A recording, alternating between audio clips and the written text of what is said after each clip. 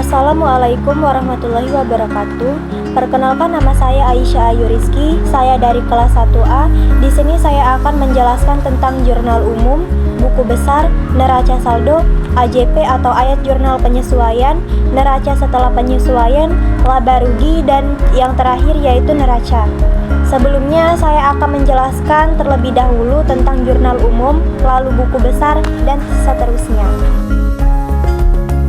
Berikut ada beberapa materi yang akan saya jelaskan mengenai siklus akuntansi.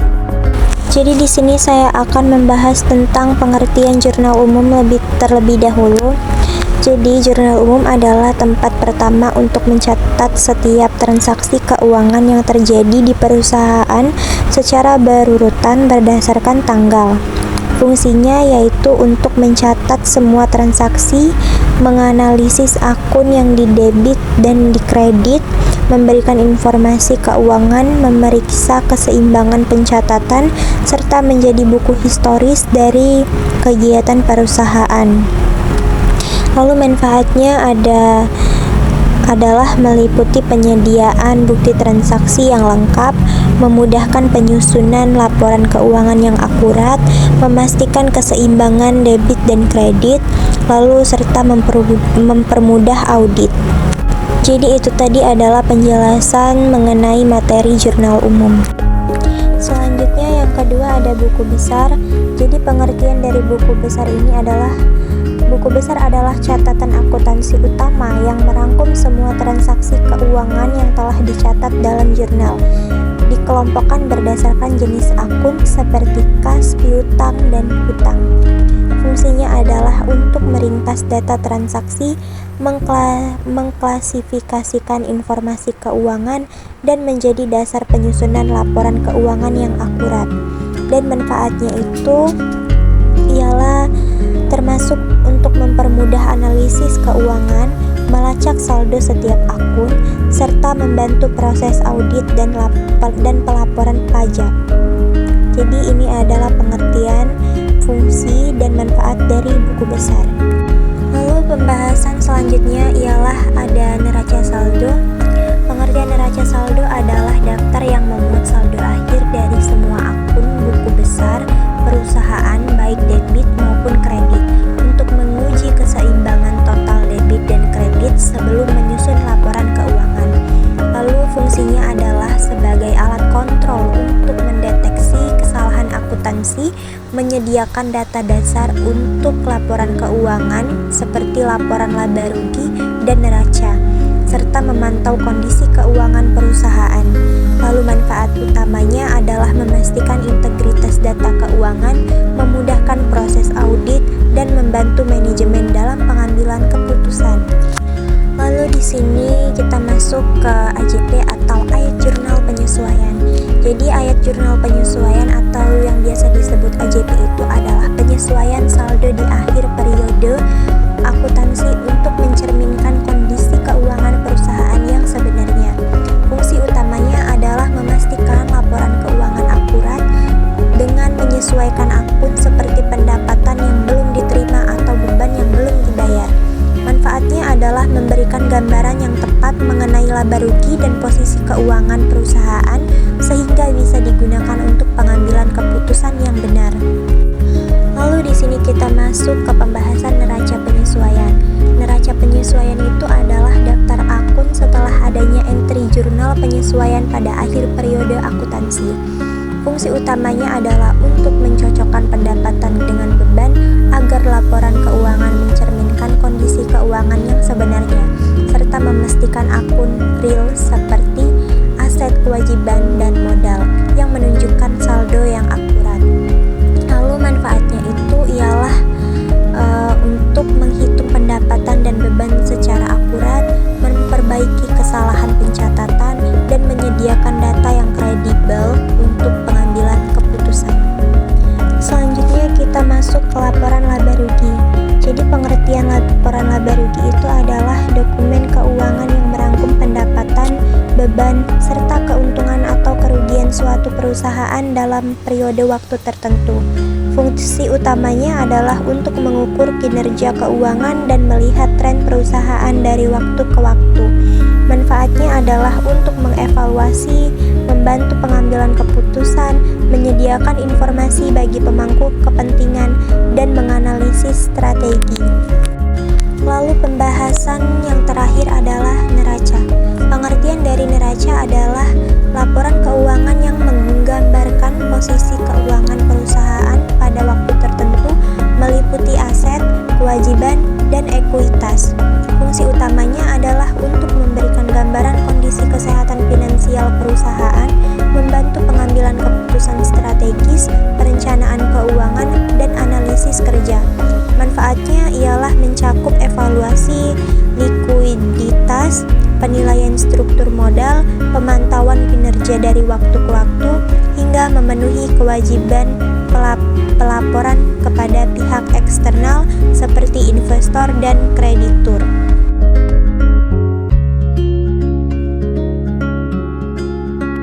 Baik, sebelumnya saya akan menjelaskan beberapa soal akuntansi perusahaan jasa. Perusahaan jasa Cahaya Servis memulai usahanya pada bulan Januari 2025 dengan transaksi sebagai berikut. Pada tanggal 1 Januari, pemilik menyetor uang tunai ke perusahaan sebesar 50 juta rupiah. Pada tanggal 3 Januari, membayar sewa gedung untuk 1 tahun sebesar 12 juta rupiah. Pada tanggal 5 Januari, membeli peralatan kantor secara tunai sebesar 10 juta rupiah. Pada tanggal 8 Januari, membeli perlengkapan secara kredit sebesar 3 juta rupiah. Pada tanggal 12 Januari, memberikan jasa kepada pelanggan secara tunai sebesar 8 juta rupiah. Pada tanggal 15 Januari, memberikan jasa kepada pelanggan secara kredit sebesar 5 juta rupiah. Pada tanggal 20 Januari, menerima pembayaran dari piutang sebesar 2 juta rupiah. Pada tanggal 25 Januari, membayar gaji karyawan sebesar 3 juta rupiah. Pada tanggal 28 Januari, membayar utang usaha sebesar 1 juta. Pada tanggal 31 Januari, diestimasi perlengkapan yang tersisa sebesar 1 juta rupiah. Termasuk penyusutan peralatan sebesar Rp500.000 dan sewa gedung yang terpakai untuk bulan Januari dari bulan 1 sampai bulan 12 dari sebesar 12 juta rupiah. Baik, di sini saya akan menjelaskan tentang detail jurnal umumnya. Jadi di sini pada tanggal 1 Januari pemilik toko menyetor uang tunai ke perusahaan sebesar 50 juta rupiah. Jadi kasnya itu masuk ke debit sebesar 50 juta rupiah dan modalnya itu masuk ke kredit sebesar 50 juta rupiah. Karena kas masuk ke debit karena uangnya bertambah karena pada tanggal 1 Januari kasnya pada tanggal 1 Januari kasnya itu menerima uang. Lalu modalnya itu masuk ke kredit karena bertambah karena pemilik menanamkan modal usaha. Lalu pada tanggal 3 Januari sewa dibayar di muka sebesar 12 juta rupiah, itu masuknya ke debit. Kasnya itu masuk ke kredit karena dibayar sewa untuk beberapa periode ke depan sebesar 12 juta. Jadi sewa dibayar di muka itu masuknya ke debit, bertambah karena merupakan aset atau biaya yang dibayar di muka. Lalu kasnya itu masuk ke kredit karena berkurang yang digunakan untuk membayar sewa. Lalu pada tanggal 5 Januari diberi peralatan secara tunai sebesar 10 juta. Peralatannya itu masuk ke debit karena dia bertambah. Perusahaan membeli asetnya itu tetap. dan kasnya itu masuk ke kredit sebesar 10 juta rupiah karena berkurang dan pembayarannya dilakukan secara tunai. Lalu pada tanggal 8 Januari membeli perlengkapan secara kredit sebesar 3 juta. Perlengkapannya itu masuk ke debit sebesar 3 juta bertambah karena merupakan aset lancar, dan utang usahanya itu masuk ke kredit sebesar 3 juta juga bertambah karena pembelian belum dibayar. Lalu selanjutnya pada tanggal 12 Januari menerima pendapatan jasa secara tunai sebesar 8 juta. Kasnya itu masuk ke debit sebesar 8 juta. Ia bertambah karena menerima uang tunai, dan pendapatan jasanya itu masuk ke kredit sebesar 8 juta juga bertambah karena telah memberikan jasa.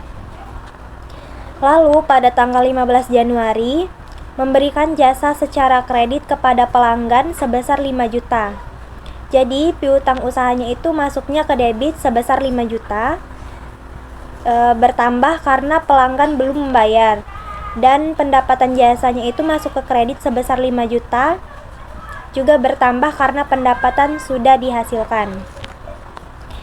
Lalu pada tanggal 20 Januari pelanggan membayar sebagian piutang sebesar 2 juta. Jadi kasnya itu masuk ke debit sebesar 2 juta lalu bertambah karena uang diterima, dan piutang usahanya itu masuk ke kredit sebesar 2 juta dan berkurang karena pelanggan melunasi sebagian tagihan. Selanjutnya pada tanggal 25 Januari dibayar gaji karyawan sebesar 3 juta. Beban gajinya itu masuk ke debit sebesar 3 juta, bertambah juga karena merupakan beban operasional, dan kasnya itu masuk ke kredit sebesar 3 juta lalu berkurang karena pembayarannya dilakukan secara tunai. Pada tanggal 28 Januari dibayar utang usaha sebesar 1 juta.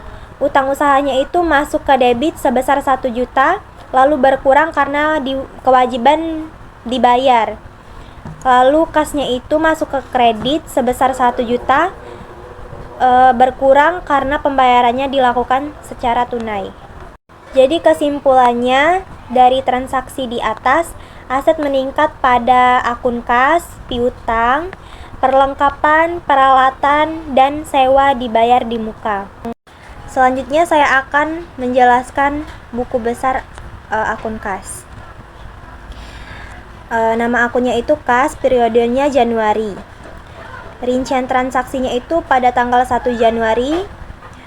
Modal pemiliknya itu masuk ke debit karena pemilik menyetor uang ke perusahaan kas.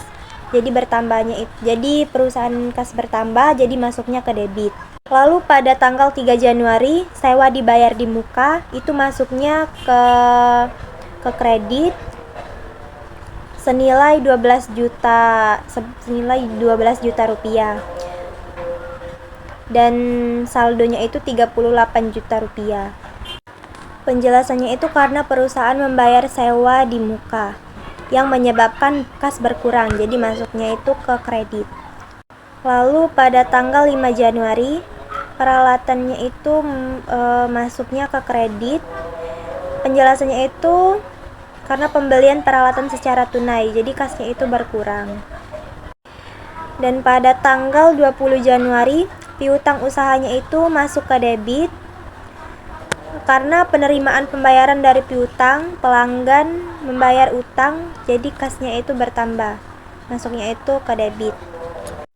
Lalu pada tanggal 25 Januari beban gajinya itu masuk ke kredit karena pembayaran gaji karyawan, jadi kasnya itu berkurang. Lalu pada tanggal 28 Januari utang usahanya itu masuk ke kredit karena pembayaran sebagian utang usaha, jadi kasnya berkurang. Jadi ringkasan total dari materi buku besar di atas itu, perusahaan menerima total kas sebesar 60 juta rupiah dan mengeluarkan kas sebesar 26 juta rupiah, sehingga saldo kas akhir bulan Januari adalah 34 juta rupiah. Jadi selanjutnya saya akan membahas materi tentang mengenai neraca saldo. Nama akunnya itu adalah kas. Kas ini masuknya ke debit sebesar 34 juta rupiah karena kas ini adalah uang tunai yang dimiliki perusahaan. Lalu yang kedua ada piutang usaha. Piutang usahanya masuk ke debit sebesar 3 juta rupiah karena nilai perlengkapan yang masih tersedia sebelum dilakukan penyesuaian. Karena tagihan kepada pelanggan yang belum dibayar atas jasa yang telah diberikan. Lalu di sini ada perlengkapan. Perlengkapannya masuk ke debit sebesar 3 juta rupiah karena nilai perlengkapan yang masih tersedia sebelum dilakukan penyesuaian. Lalu yang keempat ada sewa dibayar di muka. Sewa dibayar di muka ini masuknya ke debit sebesar 12 juta rupiah karena pembayaran sewa yang dilakukan di awal periode untuk manfaat di bulan berikutnya. Lalu di sini ada peralatan. Peralatan ini masuknya ke debit sebesar 10 juta rupiah karena nilai aset tetap berupa peralatan yang digunakan untuk kegiatan operasional perusahaan. Lalu ada beban gaji. Di sini beban gajinya masuk ke debit sebesar 3 juta rupiah karena biaya gaji yang sudah dibayarkan atau masih menjadi kewajiban pada periode berjalan. Jadi total sisi dari debitnya itu adalah 65 juta rupiah. Lalu di sini ada akun kredit lagi. Lalu selanjutnya setelah akun debit kita lanjut masuk ke akun kredit. Di sini ada berisi akun-akun yang memiliki saldo bertambah di sisi kredit. Yaitu diantara lain ialah utang usaha. Utang usahanya masuk ke dalam kredit sebesar 2 juta rupiah karena kewajiban perusahaan kepada pihak lain atas pembelian barang atau jasa secara kredit. Lalu ada modal pemilik. Modal pemiliknya itu sebesar 50 juta rupiah. Ini dari investasi atau setoran modal dari pemilik ke dalam perusahaan. Lalu ada pendapatan jasa. Pendapatan jasanya itu masuk ke kredit sebesar 13 juta rupiah karena pendapatan yang dihasilkan dari kegiatan utama perusahaan yaitu memberikan jasa kepada pelanggan. Jadi total sisi dari kreditnya itu ialah 65 juta rupiah. Jadi ini adalah keseimbangan dari neraca saldo. Total debit dan kreditnya sama-sama 65 juta rupiah, sama-sama seimbang. Dan ini berarti menunjukkan bahwa seluruh pencatatan transaksi telah dilakukan dengan benar. Baiklah, di sini saya akan lanjut menjelaskan tentang rincian dan penjelasan tiap transaksi dari AJP atau ayat jurnal penyesuaian. Jadi di sini keterangannya ialah beban sewa. Beban sewanya ini masuknya ke debit. Sewa dibayar di muka itu masuknya ke kredit. Lalu kenapa dia bisa seperti itu? Karena penjelasannya ialah sebagian dari sewa yang dibayar di muka telah digunakan selama periode berjalan. Karena manfaatnya sudah dipakai, maka perlu dipindahkan dari akun sewa dibayar di muka sebagai aset menjadi beban sewa. Lalu yang kedua ialah beban perlengkapan. Beban perlengkapannya ini masuknya ke debit sebesar 2 juta rupiah. Di kreditnya ini ditulis perlengkapan. Nah, kenapa bisa seperti itu? Karena dari total perlengkapan 3 juta rupiah, sebanyak 2 juta rupiah telah digunakan. Artinya, saldo perlengkapan yang masih tersisa hanya 1 juta rupiah. Penggunaan perlengkapan dicatat sebagai beban. Lalu yang terakhir ada beban penyusutan. Beban penyusutannya itu masuk ke debit sebesar 500.000 rupiah dan akumulasi penyusutan peralatannya itu masuk ke dalam kredit. Kenapa bisa seperti itu? Karena peralatan mengalami penurunan nilai karena telah digunakan. Jadi penyusutan sebesar 500.000 rupiah dicatat sebagai beban penyusutan. Dalam kurung mengurangi laba dan lawannya adalah akumulasi penyusutan atau kontra aset yang menurunkan nilai buku peralatan. Lalu selanjutnya saya membahas materi mengenai tentang neraca setelah penyesuaian. Nama akunnya itu adalah kas. Kas ini masuknya ke debit sebesar 34 juta rupiah karena kas ini adalah uang tunai yang dimiliki perusahaan. Lalu yang kedua ada piutang usaha.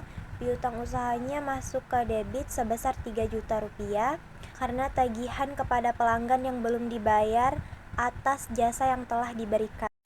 Lalu di sini ada perlengkapan. Perlengkapannya masuk ke debit sebesar 3 juta rupiah karena nilai perlengkapan yang masih tersedia sebelum dilakukan penyesuaian. Lalu yang keempat ada sewa dibayar di muka. Sewa dibayar di muka ini masuknya ke debit sebesar 12 juta rupiah karena pembayaran sewa yang dilakukan di awal periode untuk manfaat di bulan berikutnya. Lalu di sini ada peralatan. Peralatan ini masuknya ke debit sebesar 10 juta rupiah karena nilai aset tetap berupa peralatan yang digunakan untuk kegiatan operasional perusahaan. Lalu ada beban gaji. Di sini beban gajinya masuk ke debit sebesar 3 juta rupiah karena biaya gaji yang sudah dibayarkan atau masih menjadi kewajiban pada periode berjalan. Jadi total sisi dari debitnya itu adalah 65 juta rupiah. Lalu selanjutnya saya akan membahas tentang laporan laba rugi di bulan Januari 2025. Jadi di sini keterangannya adalah pendapatan jasanya itu sebesar 13 juta rupiah. Pendapatan jasanya ini merupakan total pendapatan yang diperoleh perusahaan dari kegiatan utama, yaitu memberikan jasa kepada pelanggan selama Januari 2025. Lalu di sini ada beban-beban, yaitu ada beban gaji sebesar 3 juta rupiah.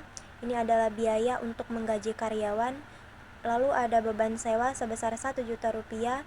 Ini bagian sewa yang sudah digunakan selama periode berjalan. Lalu ada beban perlengkapan sebesar 2 juta rupiah. Ini adalah perlengkapan yang telah habis dipakai dalam kegiatan usaha. Lalu ada beban penyusutan sebesar 500.000 rupiah. Ini adalah penurunan nilai peralatan akibat pemakaian. Jadi total semua beban sebesar 6.500.000 rupiah. Lalu di sini laba bersihnya yaitu sebesar 6.500.000 rupiah. Ini dihitung dari hasil pendapatan jasa yaitu 13 juta rupiah. Lalu total bebannya 6.500.000 rupiah. Lalu maka dari itu angka ini menunjukkan bahwa perusahaan memperoleh keuntungan bersih sebesar 6.500.000 rupiah selama bulan Januari 2025. Jadi kesimpulan dari laporan laba rugi ini pada bulan Januari 2025 itu menggambarkan bahwa perusahaan berada dalam kondisi menguntungkan karena pendapatan lebih besar daripada total beban. Laba bersih sebesar 6.500.000 mencerminkan hasil positif dan kinerja perusahaan selama periode tersebut dan menjadi indikator. Oke, jadi yang terakhir saya akan menjelaskan tentang neraca pada posisi keuangan per bulan Januari 2025. Jadi sebelum saya masuk ke pembahasan, di sini saya akan menjelaskan terlebih dahulu pengertian dari neraca. Neraca adalah laporan keuangan yang menunjukkan posisi keuangan suatu perusahaan pada tanggal tertentu. Neraca terdiri dari dua sisi utama, yaitu yang pertama ada aktiva atau aset. Aktiva ini menunjukkan seluruh kekayaan yang dimiliki perusahaan. Lalu yang kedua ada pasiva atau kewajiban dan modal. Pasiva ini menunjukkan sumber pembiayaan dari kekayaan tersebut, baik yang berasal dari hutang maupun modal pemilik. Jadi keduanya ini harus seimbang. Aktiva terdiri atas dua komponen. Yang pertama ada aktiva lancar. Aktiva lancar ini merupakan aset yang dapat dicairkan menjadi kas dalam waktu singkat, kurang lebih dari 1 tahun. Rinciannya ialah kas sebesar 34 juta rupiah merupakan uang tunai yang dimiliki perusahaan. Lalu ada piutang usaha. piutang usahanya sebesar 3 juta rupiah. Ini adalah tagihan kepada pelanggan yang belum dibayar. Lalu ada perlengkapannya sebesar 1 juta rupiah. Ini adalah barang atau bahan habis pakai yang masih tersedia. Lalu ada sewa dibayar di muka sebesar 11 juta rupiah. Dan ini adalah pembayaran sewa yang dilakukan di awal periode untuk masa yang akan datang. Lalu yang kedua ada aktiva tetap. Aktiva tetap ini adalah aset berwujud yang digunakan dalam operasi jangka panjang. Rinciannya yaitu peralatan sebesar 10 juta rupiah. Ini adalah aset tetap seperti mesin, alat kerja, atau perlengkapan kantor. Lalu ada akumulasi penyusutan sebesar 500.000 rupiah. Ini penurunan nilai peralatan akibat pemakaian. Jadi nilai buku aktiva tetap adalah 10 juta rupiah dikurang 500.000 rupiah, hasilnya 9.500.000 rupiah. Jadi total aktiva lancarnya 49 juta rupiah dan total aktiva tetapnya 9.500.000 rupiah. Hasilnya 58.500.000 rupiah. Lalu di sini ada pasifa. Pasifa itu adalah kewajiban dan modal. Kewajibannya tuh ialah hutang. Hutang usahanya sebesar 2 juta rupiah. Ini adalah kewajiban perusahaan kepada pihak lain, misalnya pemasok.